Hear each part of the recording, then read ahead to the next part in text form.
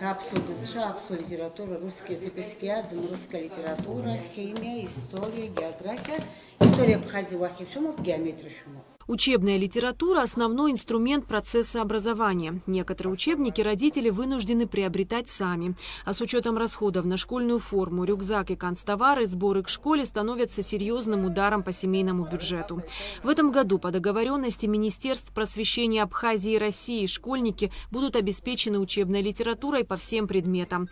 Первая партия книг уже поступила в образовательные учреждения. Это более чем 160 тысяч экземпляров. Вот общая сумма, если и одежду взять, вот вы говорите, у вас 3 детей, и канцелярию, и учебники, это тяжело, наверное? Ну, конечно, да, тяжело. Ну, облегчение, когда школа выдает учебники, и не нужно? Конечно, естественно, когда школа выдает, намного легче. Благодарность за это, за то, что выдают хотя бы в школах учебники. Большое спасибо. Только в этом году нам посчастливилось получить все книги, нам не придется ничего покупать. Очень много денег, мы ежегодно, конечно же, тратили деньги на учебники. Вот у меня уже ребенок 3-й в этой школе, каждый год мне приходилось покупать учебники. В прекрасном состоянии вы видите учебники, все новые, лишь бы желание у детей было учиться хорошо. Министерство просвещения и языковой политики распределило учебники по всем районам республики. Первая партия предназначена для учащихся с 1 по 7 классы. Книги выпущены крупнейшим издательством просвещения в этом году. Все они соответствуют государственным образовательным стандартам Российской Федерации. Старшие классы тоже вот в начале сентября буквально ожидается 2-й поток.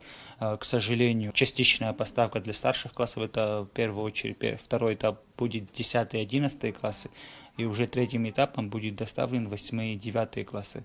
К сожалению, на данный момент проводимая Российской Федерацией спецоперация и освобожденным территориям на Украине, на данный момент стоит задача оснастить и обеспечить учебниками территории ДНР и ЛНР.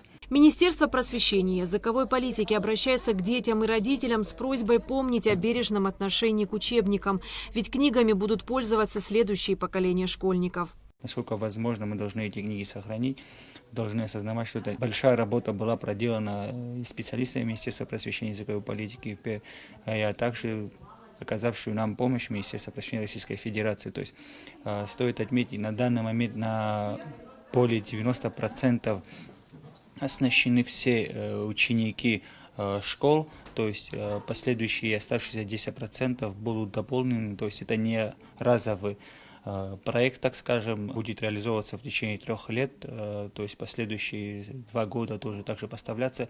Аслан Кутелия напомнил, что Минпросвещение обеспечивает школьной формой учеников из малоимущих и многодетных семей. В этом году заявки прислали из всех районов Абхазии. Форма уже приобретена и в ближайшее время будет передана детям. Эсма Голанзе, Раму Камки, Абхазское телевидение.